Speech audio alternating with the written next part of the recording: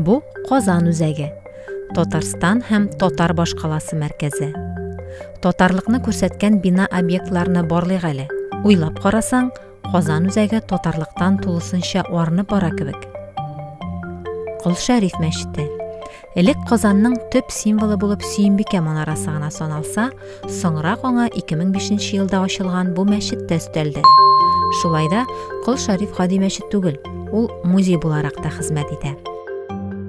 Камал театры. Татар мәдәниятенең йөзек кашы. Шәһәрнең нәкъ уртасында урнашкан.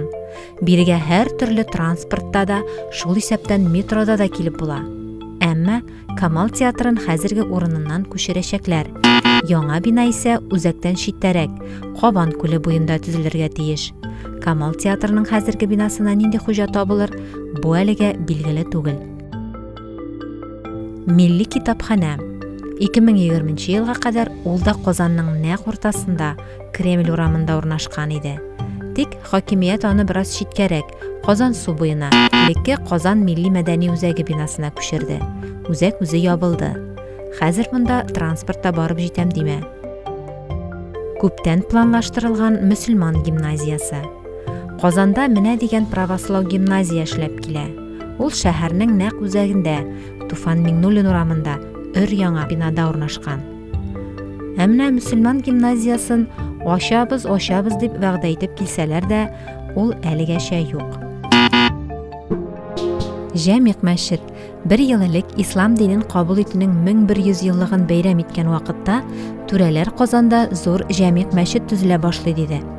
Мәчет бинасы төзеләсе урында элекке Кырлай паркында хәтта ният ташы да урнаштырылды.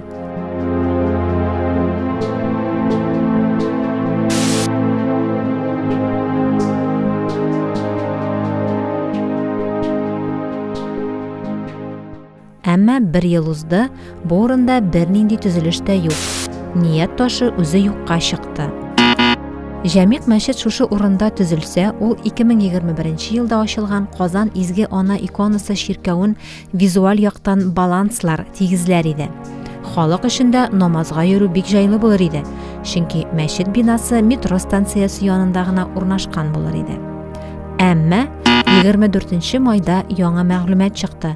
Җәмигъ мәчеттә читтә, 5 балта бистәсендә Идел елгасы буенда төзеләчәк. Ул бер генә манаралы булачак. Татарстан президенты Рөстәм Миңнеханов яңа проектны да, яңа урынны да инде хуплаган дип хәбәр ителә.